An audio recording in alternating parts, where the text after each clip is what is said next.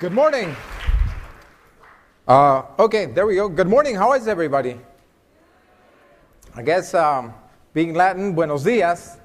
Creo que todos nos estamos despertando hoy. I think yesterday we had a great day, and I'll certainly try and put my granito de arena to make the second day as good or even better. Today I'm going to talk to you about regional purpose-inspired brand building, and in the typical P&G format, I guess, I'm going to talk a little bit about the objectives that I have. I have two objectives for you this morning. One is to share some of the best practices on how to manage regional brands from P&G. But the second, and I hope it's the most important, is to leave you with some key ideas and some key concepts and thoughts for you to take back home. So that's what I want to accomplish. Now, where's the, there we go. Let me see if I have the instructions right. Green is for moving forward.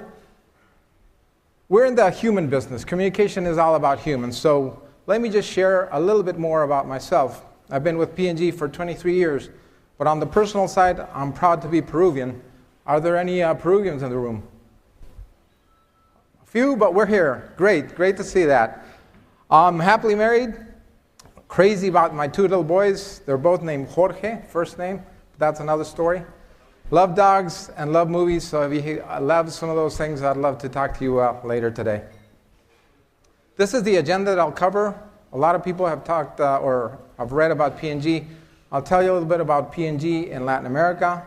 I'll anchor the presentation in some basics on brand building.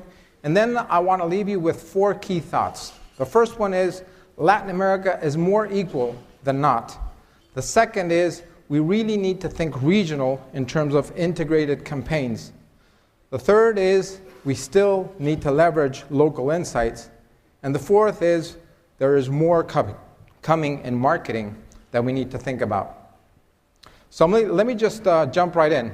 Latin America, just a few thoughts or a couple of numbers here. One is we started over 60 years ago in Mexico and then expanded across the region. We sell $7 billion.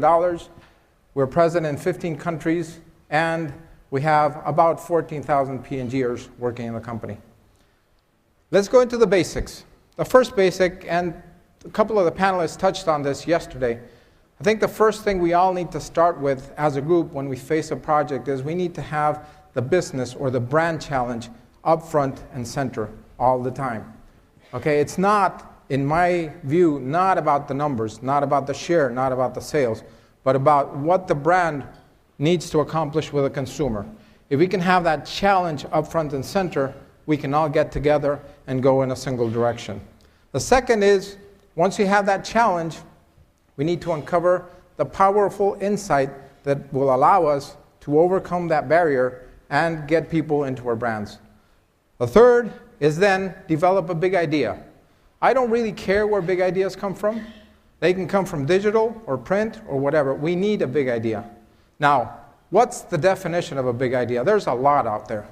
The one I like the best is one that really gets me excited and gets my imagination flying into all the possibilities of where that big idea can go.